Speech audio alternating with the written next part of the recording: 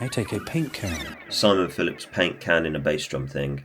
Somebody on the internet goes, "No, you're wrong, this isn't how this works." And you think, oh shit, have I got this wrong?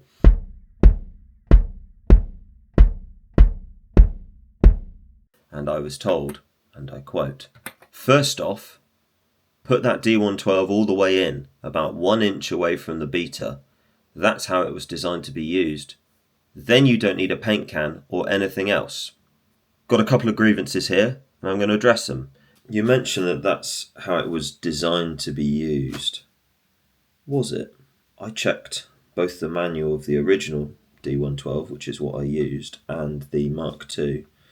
And whilst it does mention that position that you're talking about, it also mentions the position that I used. And in fact, the position that I used, I was referencing the Don Caballero album, American Don, which was recorded by Steve Albini.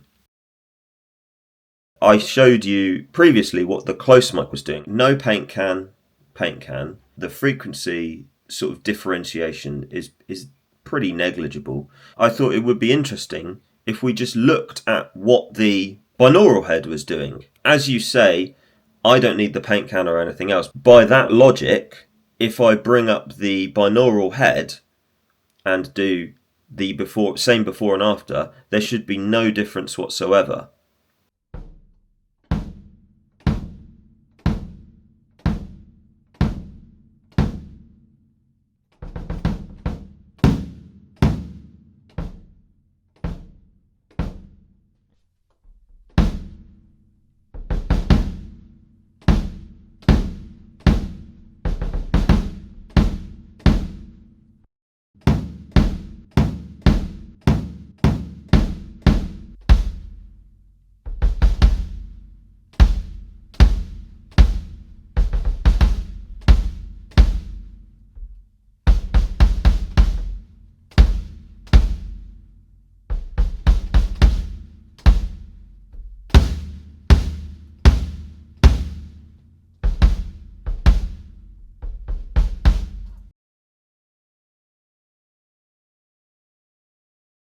At 43 Hertz, there is a difference of 13 dB.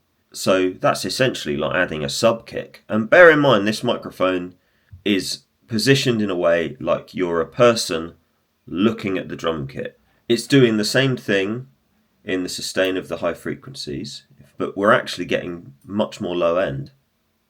Like way more low end. I just wanted to demonstrate all 4 examples against each other so we can sort of better understand what's happening. If we go down to that low frequency, that 40 Hertz kind of region, we'll see that that is represented in both of the close mics with and without the paint can.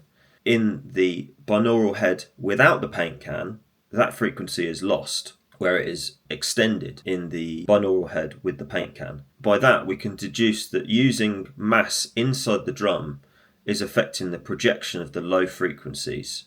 Personally, when I'm recording drums, I'm trying to get the sound that I want in the room, and that just makes everything so much easier.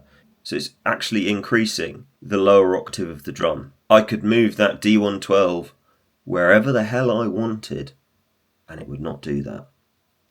I find it a little strange that there's one right way of doing things. This has to be done this way. And I see it a lot on my videos. For me, popular music, rock music, recording, the things that have moved it forwards is people using things in ways that they weren't intended.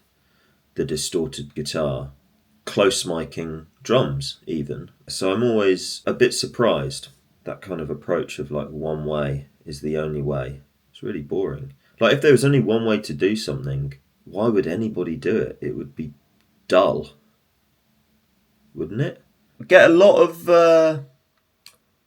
vitriol for using the D112 and SM57s, which is weird. But there you go. Never mind.